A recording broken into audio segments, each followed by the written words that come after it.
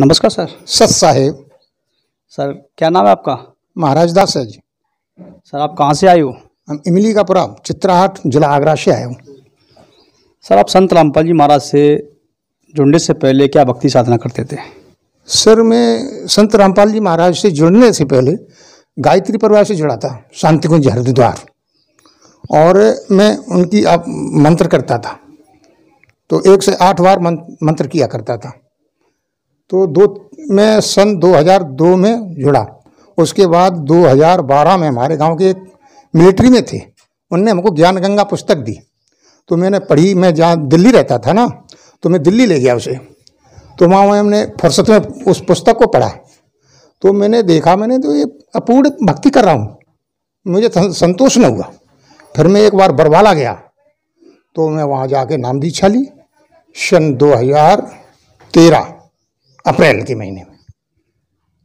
Sir आप बता रहे हो कि आपने सन 2013 में संत रामपाल जी महाराज से नाम दीक्षा ली है। तो आप जो भक्ति पहले करते थे गायत्री परिवार की, आपने 10-12 साल तक भक्ति करी है, तो वैसे ही क्या भक्ति बताते थे जिससे आपको कोई लाभ प्राप्त हुआ या नहीं हुआ?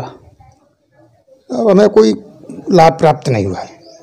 वो 12 साल मैंने भक्ति करी, उसमें कोई लाभ नहीं हुआ, विशेष कोई लाभ ही नहीं हुआ। तो फिर आपको ऐसी क्या आवश्यकता पड़ी संत रामपाल जी महाराज से ना पाए? ऐसा है जी, मुझे आर्थिक लाभ की कोई ज़रूरत ना थी। मैं तो एक परमात्मा की खोज में था। मेरे को तसल्ली ना हो रही थी कि किसी ने कहा था कि अभी आप भगत जी पूरे उस पर नहीं पहुँचे हो। तो मैं पूर्ण परमात्मा की खोज में था। तो इसलिए मुझे ज्ञान गंगा पुस्तक पढ़ी, तसल्ली हुई। तो मैंने देखा ये तो पूर्ण ज्ञान इसमें है, इसलिए मैं गया और मैंने नाम उपदेश लिया। सर आपने बता रहे आप सन 2013 में संत रामपाल जी महाराज से नाम दीक्षा ली, उसके बाद फिर आपके जीवन में क्या परिवर्तन हुआ और क्या लाभ प्राप्त हुआ आपको? जीवन में परिवर्तन की तो मालिक की बहुत बड़ी दया हुई मेरे पास। मैं श्वास का मरीज था भगत जी।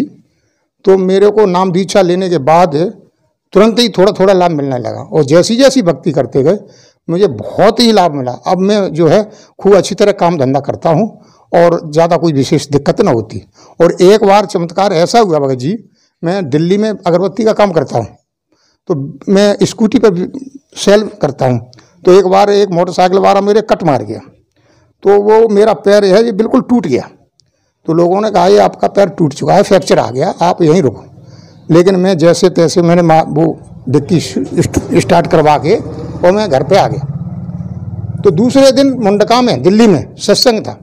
तो मेरे से छोटा भाई मेरा जो साथ रहता था, उसने कहा कि चलो सत्संग सुनने चलते हैं। तो मैंने कहा तू मेरे साथ मजाक कर रहा है, मैं तो दर्द से परेशान हूँ और पूरा पैर सूज रहा था। तो नहीं, मैं आपको कंधे पे बैठा के ले चलूँगा, किसी तरह से ले चलूँगा। लेकिन मैंने कहा यार तुम मेरे साथ मजाक करते हो।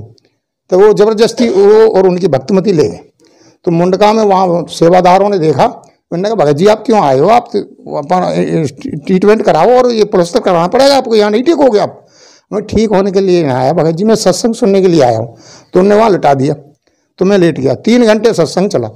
सत्संग सुनने के बाद जैसे ही सत्संग खत्म हुआ, वो मुझे याद ही नहीं रहा, मैं एकदम खड़ा हो गया। वो बोले भाई आप तो बहुत चोट थी, वो सूजन वूजन सारी खत्म हो गई। मैंने ये याद ही नहीं रहा मेरे को चोट है, मैं खड़ा हो गया, कोई दर्द ही नहीं हुआ। और तब से कोई मैंने दवा नहीं ली भाई जी। हमने एक चमत्कार ये बड़ा परमात्मा का देखा। मैंने कहा परमात्मा आपकी और कृपा हुई मेरे पर।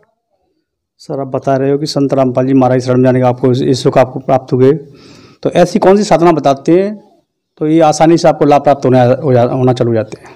ऐसा है जी, वो परमात्मा संत रामपाल जी महाराज ऐसी साधना बताते हैं जो कि पूर्ण परमात्मा की साधना बताते हैं, जिससे सारे बमभारी कहते हैं। वो हमारा परमात्मा बमभारी कहते हैं, या बंधनों को मुक्त करता, वो परमात्मा है।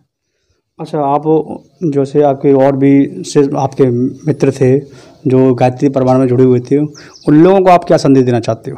संदेश तो मैं बहुत समझ आता हूँ। मेरे पुराने गुरु भाई हैं, वो कहते हैं आप क्यों निकल गए, क्या बात होगी। हम निकल ना गया, मैं तो अच्छी तरह अपनी जगह पे पहुँच गया हूँ, आप निकल आओ मेरे पास। लेकिन वो नहीं मानते हैं। मैं उन्हें बहुत समझाता हूँ, खूब गोष्ठी करता हूँ इसके साथ। अच्छा, गायत्री परिवार वाले आपको क्या मंत्र साधना बताते थे? वही ओम भूर्भुवः स्वः तत्सवितुर्वरेण्यं भर्गो देवस्य धीमहि धियो यो न प्रचोदयात्। तो ये उनके मंत्र थे, क्या थे इनके?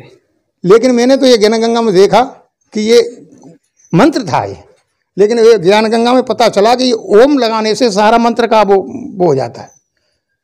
ये सब गलत मंत्र हो जाता है। तो आजकल जैसे बहुत सारे ऐसे भगत जन हैं जो अन्य संतों के शरण में हैं और वो साधना कर रहे हैं, तो उन लोगों को विशेषकर आप क्या कहना चाहिए? उन लोगों से यही कहना चाहूँगा जी कि जो वो कर रहे हैं वो अपने जीवन को जो है बर्बाद कर रहे हैं।